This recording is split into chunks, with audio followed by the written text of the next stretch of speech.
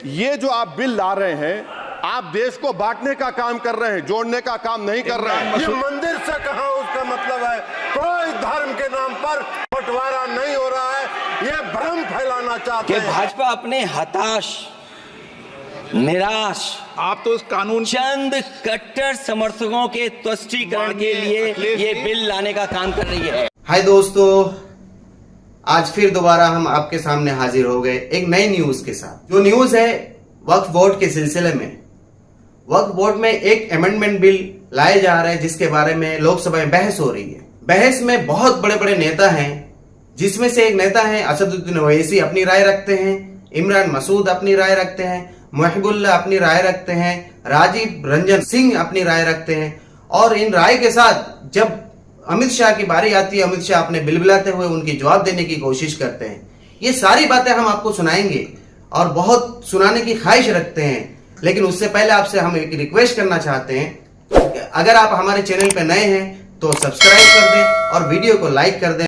अब चलते हैं, बर्दाश्त नहीं हो रहा है, सब्र नहीं हो रहा है। नेताओं की बातों को सुने और समझें जो इसमें क्या अच्छा है और क्या बुरा है।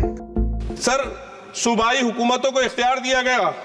सर, हिंदू एंडोमेंट में जो कर्नाटका और तमिलनाडु में है वहां कोई मुस्लिम नहीं हो सकता। और 26 में आर्टिकल 26 का वायोलेशन है। 4 धाम में ये लिखा हुआ वाज़े तौर पर कि सिर्फ हिंदू होगा। बिहार उड़ीसा में भी यही लिखा हुआ है। पंजाब हरियाणा में गुरुद्वारा प्रबंधन कमेटी में सिर्फ सिख होगा ओनली, और ये उनका अधिकार है जिसको माना गया है। लेकिन मुस्लिम के साथ में यह अन्याय क्यों है? और सुन लीजिए सर, मैं आपकी तवज्जो के चाहता हूं, दुनिया का सबसे पहला वक़फ़ खाने काबा मक्के में है। क्या हम उसके ऊपर भी सवाल उठाएंगे कि वहां पर भी हमारा कोई हिंदू भाई हो? हम अपने वकार को, अपनी इज्जत को, अपने मुल्क की, अपने शान को, अपने संविधान को खुद अपने पैरों तले रौंद रहे हैं। अध्यक्ष महोदय, कई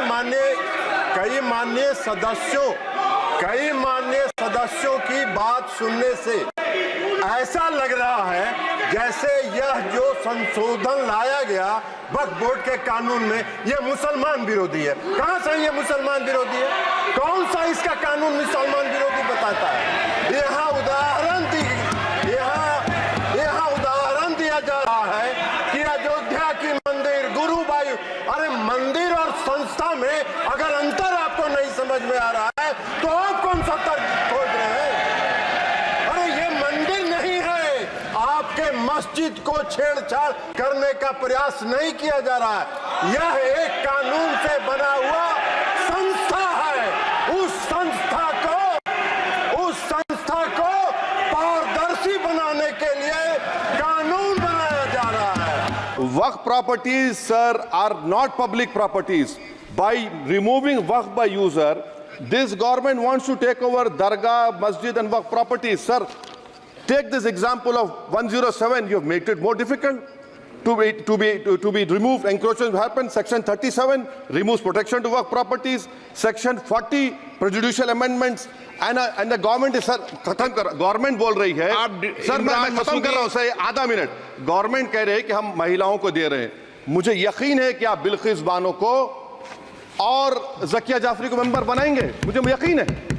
मैं आपसे जानना चाह रहा हूं सर कि ये जो आप बिल ला रहे हैं, आप देश को बांटने का काम कर रहे हैं, जोड़ने का काम नहीं कर रहे हैं। आप दुश्मन हैं मुसलमानों के, उसका सबूत ये बिल है। Thank you sir. अभी हमारे माननीय सदस्य कह रहे थे कि मंदिर और मस्जिद के मसलों में फ़र्क नहीं कर पा रहे।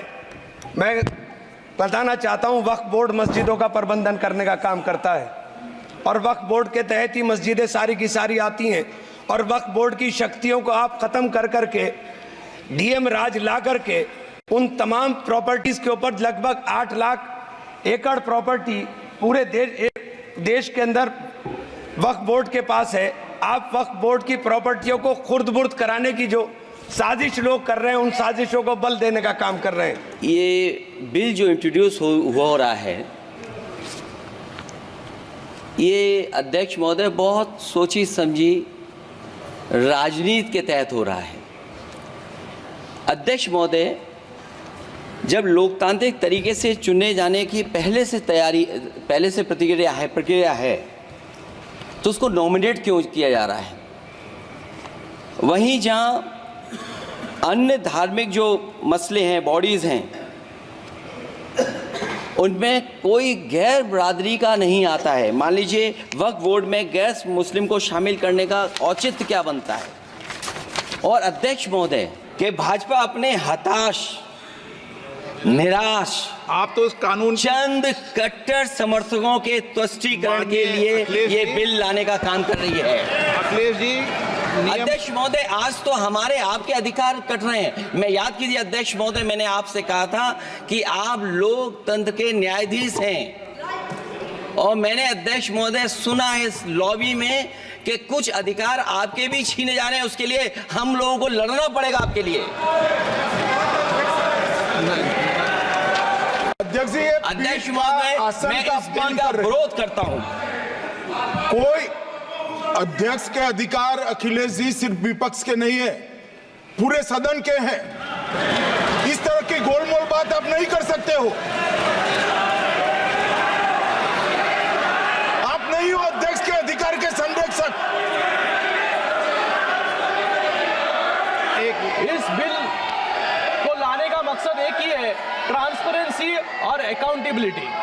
मुझे लगता है कि जिस तरीके से इन्होंने पूरे देश में संविधान के नाम पर भ्रम फैलाने का काम किया, फिर से आज इस बिल के नाम पर जो है भ्रम फैलाने का काम ये ऑपोजिशन पार्टीज यहाँ पर कर रहे हैं। यहाँ पर जो बहुत सभी लोग सेक्युलरिज्म के बारे में बात कर रहे हैं, यहाँ पर मुझे लगता है कि मैं इनको याद दिलाना चाहूंगा कि इनकी जब भी सरकार थी तभी महाराष्ट्र के मंदिरों पर शिरडी हो, महालक्ष्मी हो, कोल्हापुर का महालक्ष्मी हो, तुळजापुर हो, वहां पर एडमिनिस्ट्रेटर बिठाने का काम भी इन्होंने किया था। तभी इनको पता नहीं, इनको याद नहीं आया, तभी इनको सेक्युलरिज्म याद नहीं आया, तभी इनको फेडरलिज्म याद नहीं आया। लेकिन आज इस देश में जब एक कानून से ये देश चलेगा तो अलग कानून की जरूरत यहाँ पर क्यों है? यहाँ पर जुडिशरी पे, यहाँ पर कोर्ट पर इनको विश्वास नहीं है। मैं यहाँ पर इन लोगों को यह भी याद दिलाना चाहूंगा, इस बिल में महिलाओं को, मुस्लिम महिलाओं का रिप्रेजेंटेशन भी यहाँ पर देने का काम सरकार ने किया है।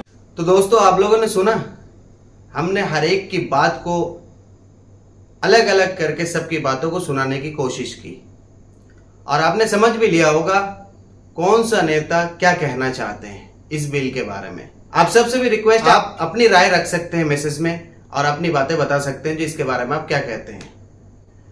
अब हम अगली वीडियो में आपसे फिर मिलेंगे।